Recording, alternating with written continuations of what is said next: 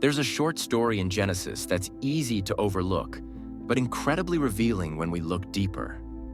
It's the story of Esau selling his birthright to his brother Jacob, not for gold or power, but for a bowl of stew. While there are many helpful lessons in this story, there's another, more subtle message, encouraging us to embrace who we are meant to become. Scripture tells us that Esau came in from the field exhausted and hungry. He tells Jacob, "I'm about to die, give me some of that red stuff." Jacob says, "First sell me your birthright." And Esau replies, "What good is my birthright to me if I'm going to die?"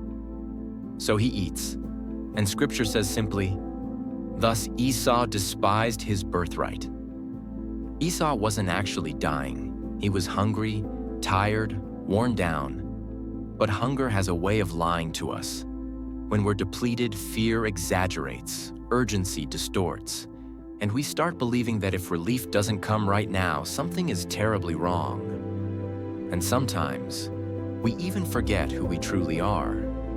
Scripture identifies Esau as a hunter, yet when his way of life leaves him feeling empty rather than endure for a time, he reaches for immediate relief instead of trusting the future he has been given. Esau wasn't rejecting God outright, but in his hunger, he was forgetting who he was meant to become.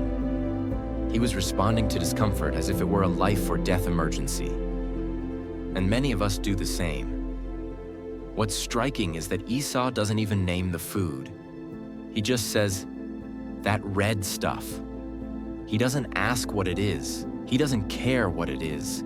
He just wants something, anything, to make the ache stop. And I wonder how often we do that. How often we reach for quick relief, validation, distraction, certainty, escape, not because they're evil, but because waiting feels unbearable.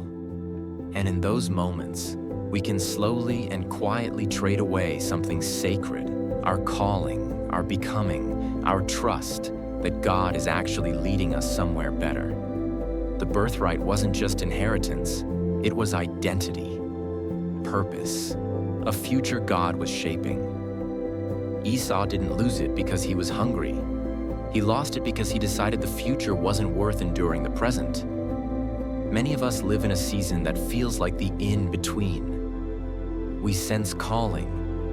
We carry concerns. We feel that we were made for something meaningful. But the path feels slow.